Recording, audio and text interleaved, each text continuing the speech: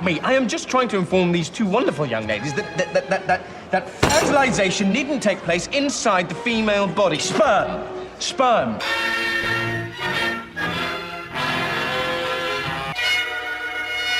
So let's get this out of the way to start with.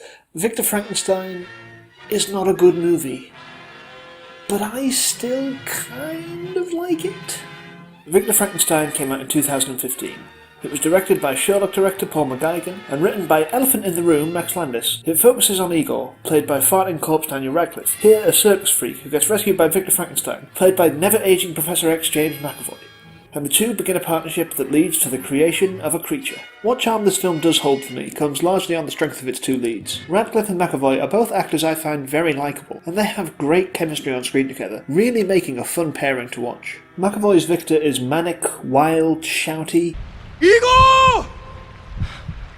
Too hot! His arrogance hides a number of insecurities and depression over the death of his brother, which is the reason he's setting out to try and make life here. And Radcliffe's Igor is very likeable. He's been put down his whole life and is clearly finding a lot of wonder in this new one. Making him Victor's equal and occasional superior at medical skill is a nice touch that changes the relationship between the two somewhat. And this is where we start talking about the real problem with this movie. The writing. This movie was written by noted abuser of women Max Landis. Now, I don't really feel equipped to discuss the many awful implications of the things he's done. Suffice it to say, he's bad, he shouldn't get work anymore, and he only ever really got work in the first place because his father was influential in Hollywood. I'm sorry, this isn't supposed to be a rant about Max Landis as a person. Just let it be known that I am biased against him, and that perhaps my views on his writing here are coloured by that to a degree. There's a line that is used both at the start and the end of this film. You know this story.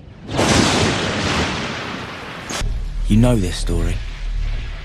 And it makes me wonder, does noted pervert Max Landis know this story? Or is he just trying to be clever?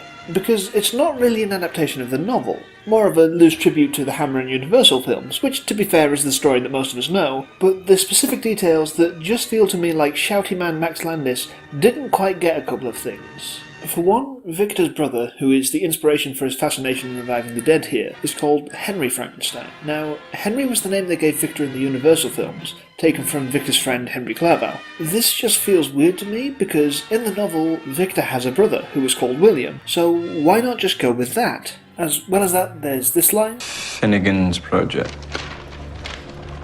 My man. Was going to be the modern Prometheus. So, human grease-stained Max Landis thinks the monster is the Prometheus of the modern Prometheus. I mean, they literally call the monster in this movie Prometheus. Prometheus ascending! But it's Victor! Prometheus, as I'm sure we all know, took fire from the gods to give to humanity, and was punished for it. Victor's creating life is his bringing the fire down, and the monster committing the murders is his punishment. This is just so frustrating. When talking in an interview, guy who thought Bright would be his Star Wars Max Landis had this to say. I began to pick apart our knowledge of Frankenstein, and discovered that the public's idea of this myth comes from a million different places. I became committed to recontextualizing it, so it all worked into one story. It's the best thing I've written. Oh, to have that level of unearned confidence in my work. So, his idea is that he was trying to take the idea of Frankenstein from all sorts of sources and rework it into something new, but he doesn't take anything from the book itself? Also, other versions of Frankenstein don't tend to have a detective investigating them to pad out the runtime, and Victor's disapproving father for one scene, and this weird, rich antagonist guy who doesn't add anything to it.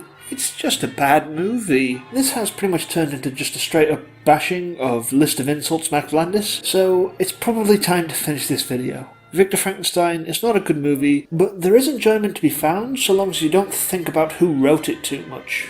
Next time, we'll be bringing Frankenstein Month to a close, with a good look at the creator herself.